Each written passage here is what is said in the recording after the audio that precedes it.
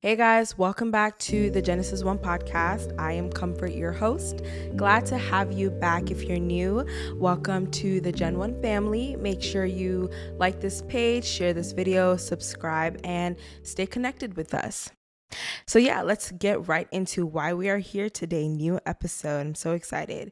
So, I actually preached my first message last month and I got a lot of good feedback, right? So I was actually going to post the video to my page, but I figured I might as well turn it into a whole episode, and that would probably just be a bit more meaningful, especially for me.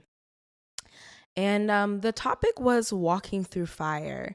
So, a little backstory, my church and I, the youth within our church, we had our like takeover service, and the theme that we were highlighting was waiting season, because of course, like many of us young people, we're experiencing different seasons of waiting. It looks different for all of us. However, like the act of waiting is the same, right? Whether you're waiting for a job, whether you're waiting for marriage, whether you're waiting for, your status within where you're living, or whatever the case may be, we're all waiting for something, and we figured that it would be something that we can all resonate with. So I decided to touch on walking through fire in the midst of the wait.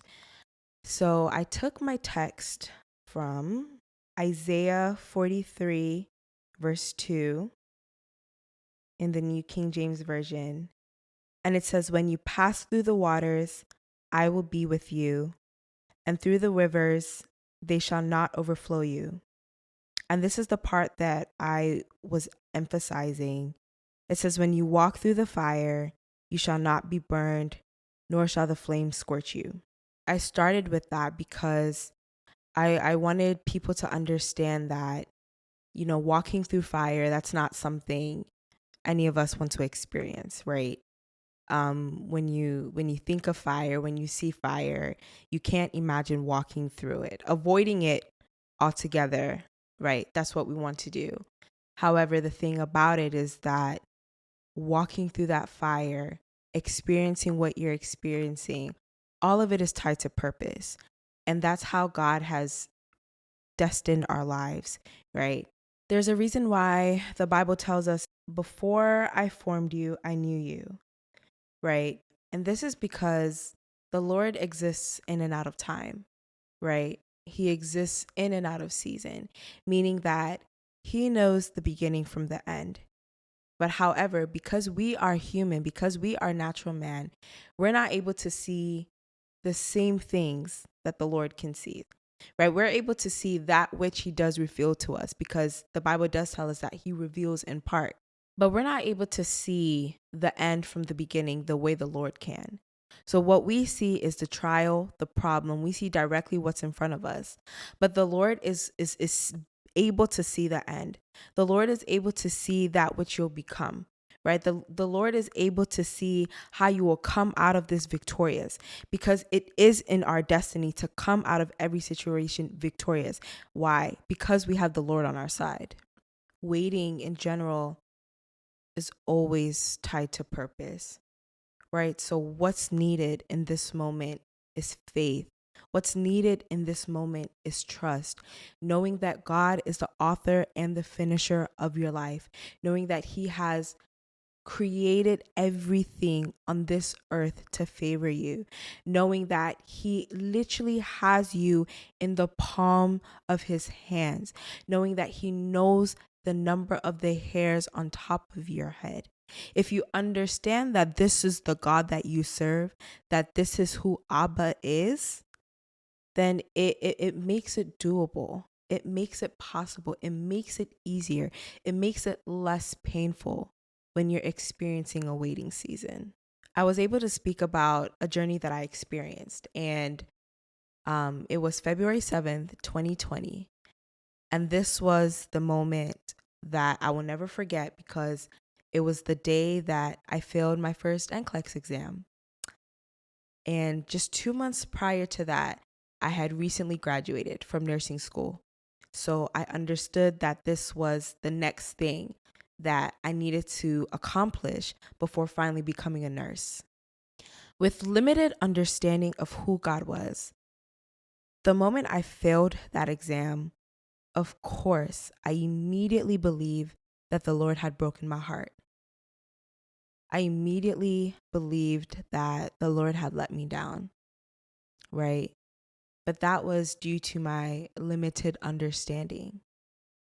I didn't know at the time that I was actually introduced to another side of the Lord, which is the side of pruning, which is the side that shows that God is actually caring for you. The Lord will not place us in something prematurely, right? His name is on the line. So before we even attain that which we are waiting for, we're going to become who we're supposed to. And that means going through a season of waiting, going through a season of pruning. Me going through that season of pruning was the Lord showing that he cares about me, right? Because the Lord never intended to set me up for something I was never prepared for, right? You have to understand that his name is on the line here. So, of course, I'm going to have to wait. And in the midst of that waiting, I'm going to become who I'm supposed to be, right? The Lord is going to prune me. He's going to prune away the bad character, the secret sins, all of it has to go to prepare me and set me up for success. And it's difficult for us because we can't, as we're going through these things, we can't understand why us. Why does it have to be us? Sometimes we allow our thoughts to put us into a pit, not knowing that God is actually pulling us up to be set on a hill, right? Because of a light that's in us. I looked up what pruning was, and the definition I saw was the selective removal of parts of a plant, such as branches, buds, or roots, to improve its health, growth, and experience. We go through pruning because even more than what we're waiting for, God cares about our becoming. As I mentioned earlier, he is not going to place us in spaces that we are not ready for. His name is on the line. We hear this often that sometimes the version of who we are is not good enough or is not ready enough for the blessing. And that's the thing about God. He's an all-wise God, an all-knowing God. So he's not going to set us up into something that we're not prepared for, so that our bad character can come and ruin it, so that our secret sins can come and ruin it. No, he's going to allow you to be pruned, allow you to go through character development. So when you are set up for the blessing, you're set up in full success and full standing, and there won't be anything that can take it away from you prematurely. His name is on the line. He will always make sure that we are ready for the blessing that he has set up for us. As the Lord would have it, it would have been 3 more times that I would have failed my NCLEX exam. So a total of 4 failed attempts. Mind you, I was seeing my counterparts, my classmates, bypass me, overtake me. Many of them were starting their careers as new graduate nurses in the fields that they loved, that they dreamed of. And I was still sitting there trying to pass, right? I was still sitting there working as a nurse's aide, knowing that I'm supposed to be a registered nurse, fully working as a nurse. But I didn't have the means to do that yet because I was still studying for this exam, still waiting for God to show up for me. They were even experiencing their 1 year, right? And I was still in a place of not being able to pass my NCLEX. Of course, I would think that I'm being left behind, right? But actually in the background, right, what I'm actually being set up for success. I might feel like I'm being left behind, but what is actually happening is that I'm being set up for success. So in this moment, what's important, what's necessary is for us to change our perspective, right? We understand the story of Peter when he was able to walk on water. He was able to do the impossible, right? He was able to keep his eyes on the Lord. And even though the waves were still happening, boisterous waves were still happening, right? It didn't stop his ability to walk on the water. But this is the mistake that Peter made. The moment that he took his eyes off of Jesus and began to see what was happening around him, that he began to sink. It was the moment that I took my eyes off Jesus. I was looking at my counterparts, looking left and right, seeing people bypass me, feeling like I'm being left behind, feeling like I'm being forgotten. That was when I began to sink. That was when I began to struggle. That was when I found myself in secret sins, right? Because I lost my gaze. I lost my focus, which is Jesus. And I was focusing on the waves. The same mistake that Peter made. I made a point about how as we're walking through fire, that fire has an assignment, right? And then you pay attention to the pace, because you're not running through the fire, you're not skipping, you're not moving fast. You're walking through the fire, meaning that you're experiencing everything you're supposed to experience. But there's a secret here. The fire itself has an assignment.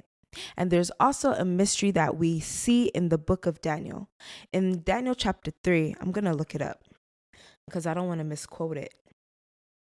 Daniel chapter 3, verse 24. It says, "Then King Nebuchadnezzar was astonished, and he rose in haste and spoke, saying to his counselors, 'Did we not cast 3 men bound into the midst of the fire?' They answered and said to the king, 'True, O king.' 'Look,' he answered, 'I see 4 men loose, walking in the midst of the fire, and they are not hurt, and the form of the fourth is like the Son of God.'" We see a mystery here being revealed, that as you're walking through fire, as you're going through that situation, as you're going through the weight, you're not going through it alone. There's a 4th man in the fire with you. And it tells us right here, and the form of the fourth is like the Son of God. We are not alone as we're experiencing waiting seasons, right? God is there with us. Why? Because He wants us to come out of this stronger. He wants us to come out of this better. He cares so much about purpose more than our feelings, right? God is kingdom minded. He is kingdom minded, and everything that we are going through and are experiencing is for His name to be glorified, right? For kingdom. Everything is for kingdom. You have to understand that these things that we're going through, us being in a waiting season, it's not even just about us, right? It's somebody behind us that needs an "I've been there" testimony. Someone behind us needs to see that we're able to wait, and we're able to wait well. Maybe their salvation is even tied to it. Them being able to trust God is based on how you're able to wait and how you're able to wait well. Funny enough, today I was speaking with someone that I care about deeply, and she was talking to me about her experience, a very similar experience that I had, right, in nursing school as well. And I was telling her, and I was reminding her, as I was encouraging her, use me to be the thing that keeps you going. Look at my life. You see where I am today, and you know that I was exactly where you were. If it was literally for this conversation that I had with her today, that I went through what I went through in nursing school, failing my first semester of nursing school, if it was for that conversation that I had today, I know God is proud, because I went through it and I went through it well. If it is because of somebody that I had to wait almost a year before I passed my NCLEX so that I can tell them about this God that we serve, about how He comes through for people at the right time, I know I didn't go through it for no reason. I know that I went through it for a purpose, because like I said, everything is tied to kingdom. That the Lord cares more about kingdom than our feelings. He understands our feelings. Believe me, He understands. But kingdom is more important. That person needing to see what faith looks like is more important. That person being able to see that somebody was able to go through this and go through it well is more important. Kingdom mindset. And if we allow ourselves to have kingdom mindset, it makes these situations easier. It doesn't take away the pain, It doesn't take away the hurt, but it makes it easier and more comforting to go through, because you know that you're not going through it for no reason. You're going through this for a reason, and it's because God has a need of you. The secret to speed is in how you wait. Now, I know a lot of us young people, I'll speak from my generation, we don't like to wait, right? It's part of a natural desire, a natural man's desire to have things quickly, to have things as soon as possible, not waiting for anything. We want things fast, right? But the way that the Lord has designed this life, he created something called speed, right? Which is a heavenly occurrence. Because the Bible tells us in 1 Kings 18, and I want to pull it up, verse 46, it says, "Then the hand of the Lord came upon Elijah, and he girded up his loins and ran ahead of Ahab to the entrance of Jezreel." Now we see the Bible tells us when the hand of the Lord came upon Elijah, that he girded up his loins and he was able to outrun the chariot. Meaning that the concept of speed is a divine occurrence. There is heavenly backing attached to it. Speed is something that the Lord designed, right, as an advantage for us, in his kingdom. However, because we want things in haste, sometimes we go about things without wisdom, without seeking God first. And that can sometimes put us in more trouble. Daniel and the 3 Hebrew boys, we understand that this situation that they were in, they were not there willingly. They were not placed in the fire willingly, right? They didn't say, let me walk in this fire and I'll show you what God can do. Da, da, da. No, nothing like that. But how God does it, right? Because God is an all-knowing God and he's wise. He turned that situation around for their favor and also for his glory. So what happened was that there was an opportunity that was created for us to see the might of God, even in something that they did not plan for. We were able to see the hand of God.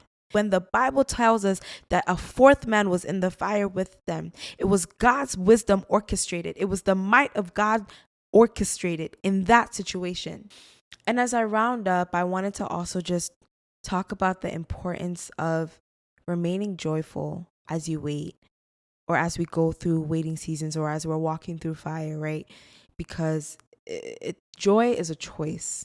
It's a fruit of the Spirit. It's something that can be built from the inside. Choose joy. It's going to be difficult, but it's necessary, right? The Bible talks about in Hebrews 12:2, looking unto Jesus, the author and finisher of our faith, who for the joy that was set before him endured the cross. Choose joy, no matter how difficult it is. Allow yourself to be joyful in the midst of whatever storm you may be going through, in the midst of whatever season you may be going through. And even as you're walking through the fire, allow yourself to choose joy. Command your spirit. Speak to your spirit and say, today I choose joy. Today I will be joyful. And see how much more strength will be built inside of you. And of course, one of my favorite verses, just to close out, Romans 8:28, it tells us that all things work together for good for those who love God and are called according to his purpose. That's it, guys. I hope this episode blessed you. Share with anyone who may be going through a waiting season, who may be walking through fire, who just needs a little bit of encouragement. I hope this is just a reminder that God sees you. He sees what you're going through. He sees the end from the beginning, and he hasn't left you. He has not left you. He's there with you, even in the midst of whatever it is you're experiencing. All right, guys, I'll see you for the next episode. Take care. Bye.